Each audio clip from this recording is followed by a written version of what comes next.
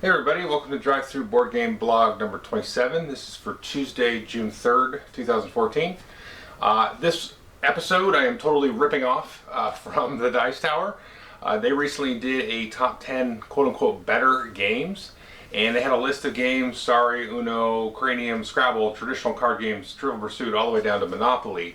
And then they had a game that was kind of a match in terms of feel, maybe theme a little bit, some kind of link that you could take a lot of these really popular pop culture just games that are just kind of infested into our culture, and then something that kind of is the same but a little bit better, or a lot better in some cases.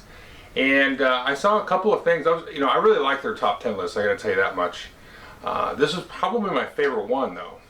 But I also saw some folks on different places on the internet saying, "Oh, you shouldn't do it like this. You shouldn't say that the game is a better game. You're being insulting to people even," which I didn't understand at all. I don't get that at all. Because when I watched the video, there was some joking about the games, but I didn't hear any joking about people in particular. Now I have here Star Wars Monopoly. This is, I'm going to be a little joking here. Serious Euro reviewer guy, he's got Monopoly in his collection, right? But Star Wars Monopoly, my son still requests on occasion. He hasn't released recently, but he has requested to play Monopoly. I actually enjoy playing Monopoly a little bit. So anyway, I also have Scrabble up there. My wife enjoys playing Scrabble. But the games that I'm going to list, I feel are better games. And I don't think it's insulting to anybody to say, hey, this is a better game or not a better game or whatever. Because I think this is a problem. I'm going to get off my soapbox as soon as I'm done with this point. That, with this whole geek culture thing, sometimes you can't say, I don't like that thing, and then like somehow you're being a bully or something. I don't agree with that at all. But I mean, I know people are bullies, and I know that exists on this earth, and just don't be a dick about it, right? And that's the main thing. It's the only time I'm going to swear in this video. But that's the main thing. If you don't like something, you should be able to say you don't like something, because you don't want to deal with that anymore. So that's the opposite of being a bully. All right, let's have some fun. One thing I did want to do is I wanted to make all the games I picked different than the ones that Tom, Sam, and Z picked. I agreed with most of their choices, but I thought, well, it's going to be dumb if I repeat myself, or repeat themselves, whatever. So I went out of my way to pick different games. I didn't have a very hard time. This list was relatively quick to make up. So anyway, number 10 is Sorry, and then the game that I have replacing that is a game I just reviewed called Camel Up. It's a Spiel des Jahres nominee. It has a lot of the same kind of thing where you're rolling and moving. You're not moving your own pieces, but you are placing bets on the camels and where you think they're going to finish. But you can put little pieces out on the board to send camels back and forth. So you kind of has that sorry thing of you're not landing and sending anybody all the way back home, but you're monkeying with the camel spacing and all that kind of stuff, and camels will carry each other along. So it's kind of a roll and move, but it's got some betting. It's very light. I mean, I played it with my son. He enjoys it. So anybody can play. It's a great family game, and it's not just total nut job like Sorry is. So I think honestly, I think I still have a copy of Sorry upstairs, or just Trouble or something. It's in my son's closet. But anyway, so that is the Camel Up replacing Sorry. Number 9 they had was Uno. And to me, Love Letter would replace that. And it's a very simple game. You just have, small deck of cards, a hand of cards. You kind of play a card, draw a card, play a card. And but it actually has a little bit of deduction, a little bit of thought, not a whole ton. Like Uno doesn't have any, but it's a very popular game. I played that when I was a child. And we also played Skip-Bo and probably a couple others like that. But I think Love Letter is a nice one. You can play that with the family. I played it with family and gamers and lunchtime gamers, and it really works well. And it's one of those where after you play it, once or twice, you can kind of play it on autopilot, but it still kind of somehow engages you and keeps you invested in what's going on and trying to guess who's who. So that's Love Letter. Number 8, Cranium. Haven't played Cranium ever, but the descriptions and things that I've read of Cranium is sort of a smorgasbord of mini games, and my recommendation would be Space Cadets, which I know is a little bit heavier than your normal family. Now, I played it with the family. They've expressed to me after playing that game and some other games they don't like the real-time games as much. It's a little too stressful, which is fine. But I think this is a good game. I think you need the right group or the right family for it, because there is a lot to take in for your first round. But I do think after you get into it, and if you have somebody that is good at teaching it, then it's easy for everybody to kind of digest. You need a good captain to kind of push things along. So one of my favorite games of all time, honestly. So that's Space Cadets replacing Cranium. I know that's a little bit wonky, but Cranium, I don't know what you could actually replace that with.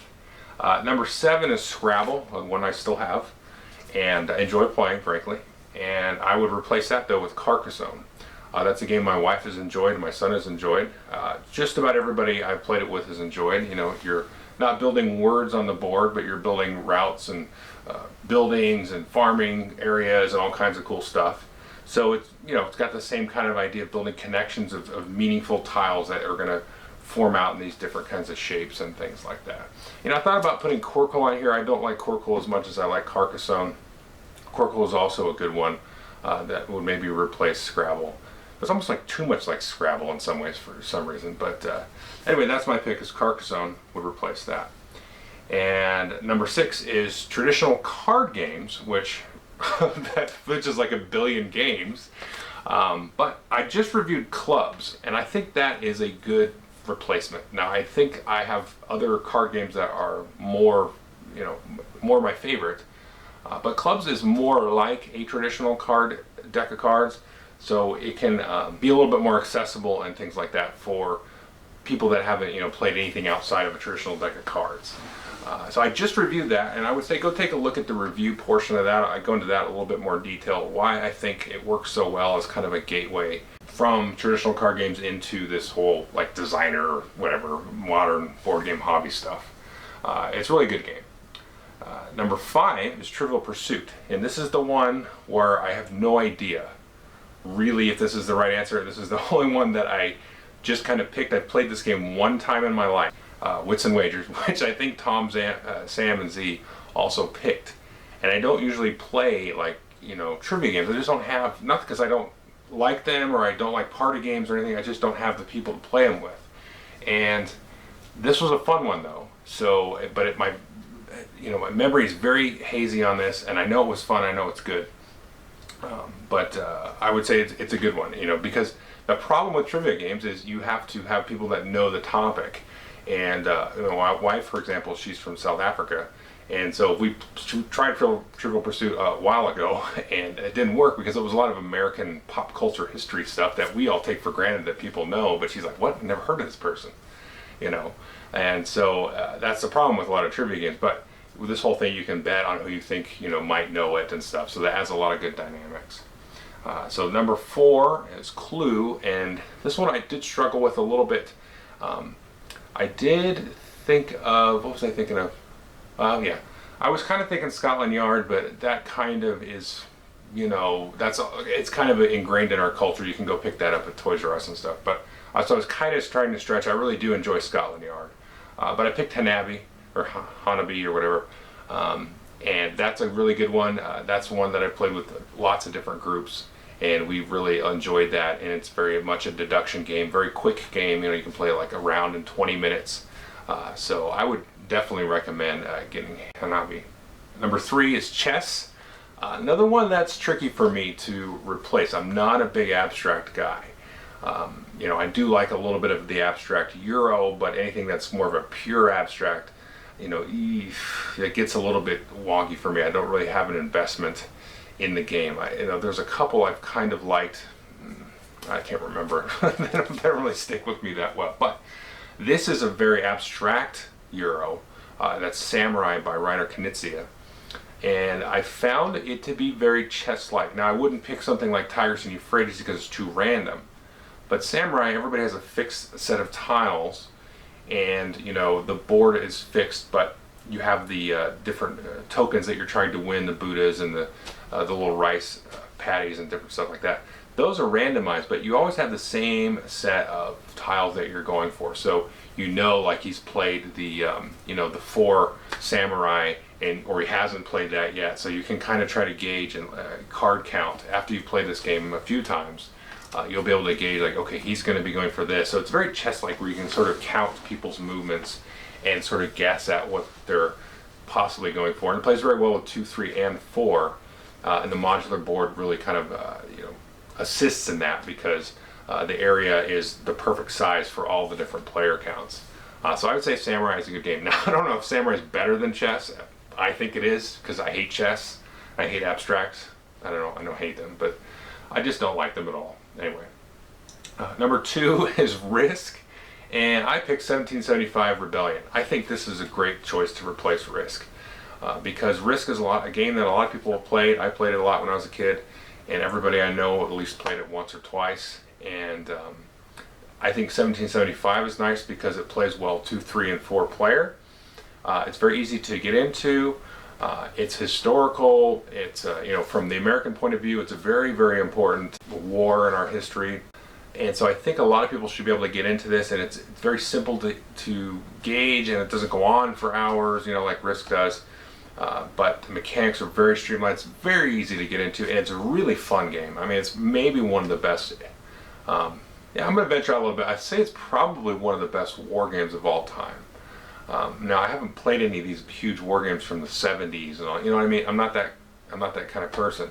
I haven't gotten into that yet. But to me, there's a great amount of accessibility in this game that I think, as the years go by, we'll kind of look back on this. I would be surprised if 1775 is forgotten or not, kind of overlooked in 10 years, honestly, because there's a lot at work here. A lot of interesting stuff is going to happen with that game.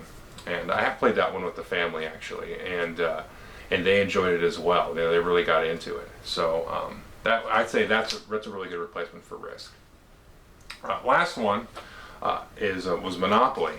And if you go back and look at my review, I want to get a little bit of credit here, but I did see a lot of people say, Tom, why didn't you pick Lords of Vegas? And that's what my pick is. And I recently reviewed that, and I said, this is totally like Monopoly. It reminds me in a lot of ways of Monopoly. Now, I'm not saying I'm extra smart or anything. I just want to make sure people didn't think I was copying what other people said. So I did post that, I did say that in that review. But yeah, Lords of Vegas is a great game. Really, really fun. The family really likes it. I played it with my gamer group, and I think most people like it in that group. It's a lot of hilarity that ensues, where you can kind of roll the dice and flip the casinos and all that kind of stuff. It's really, really interesting and just fun, and it's aggressive. You can kind of attack people, but it's a lighthearted sense. You can go gamble at somebody's casino and take their money from them and then use that money to spend to reorganize the casino. There's a lot of cool stuff that you can do in Lords of Vegas. And so it's got the whole real estate, property and different tiles and casinos that you're owning. So it's like Monopoly in that way. It's got a lot of dice rolling. It's got a lot of money changing hands and stuff like that. So anyway, that is my list of 10 games. And I really think this is my favorite top 10 list that they did. And you know what? Whatever. I was like, I have to make a list, and I'm gonna put it on the internet on video. So there you go. So if I apologize if I stole their idea and whatever, but that's a really good list. And I saw people that didn't like it and thought that they shouldn't be such big jerks about them not liking a certain game and then thinking another game is better. And I'm like, well, that's the whole point. I like this game, and I'm going to categorize this game, and this is why, and here's all the reasons. I'm going to back it up. I guess I didn't really go through all these games and why I didn't like them. I could do that really quick. I'll try to do that in like 2 minutes. Sorry is a random roll and move luck fest. I mean, how is that even fun? Uno, I think it kind of speaks for itself. Like I said, I haven't played Cranium. Scrabble's a fun game. I like Scrabble. Traditional card games, I don't think there's anything necessarily wrong with those. Yeah, I mean, I don't know. Like, there's so many different games. It's hard. That's a hard one to pin down. But I think in the interest of, hey, look at this other stuff over here. 45 billion people. Let's take a look at this. Because I mean, most people know what traditional card games is, and I think, why not show them something different? Trivial Pursuit kind of sucks. You roll and move, and you have to know the topic. Trivial Pursuit's not a very good game. Clue, I enjoyed Clue when I was a kid. I haven't played it since, but I always thought that was interesting. Yeah, the roll and move kind of was a problem, I guess, but there was some probability to, what you were doing and where you moved and stuff. I thought it was kind of a fun game, but I mean, it's definitely, ancient by today's standards. And there's much better deduction games. I mean, you might as well play Resistance, or you could even play Sleuth. I mean, that was one that I thought of. That's an old game by Sid Saxon. It's just a card game where you're marking on your sheet there the different jewels that you're found. You're trying to find the one jewel. So that's another one that's good, actually. Chess, yeah, I don't know. I mean, chess, it just takes so much investment to learn, and if you play anybody that, I don't know, I'm not very good spatially for some reason. I think I've got like some like minor ADHD when it comes to spatial stuff. I don't have ADHD. I'm not trying to make light of that, but I think when it comes to spatial stuff, my attention goes away. Risk obviously is a pile. And then Monopoly is not that bad. I don't think it's as bad as people think. I don't mind getting it out and playing it once in a great while. Like I said, I still have my Star Wars copy, and I don't mind it at all. And this Star Wars one has a different rule set. I gotta crack that open and play that again, because it's got a rule tweak in there I really liked for some reason. Alright, that's it. I'm done. Thanks.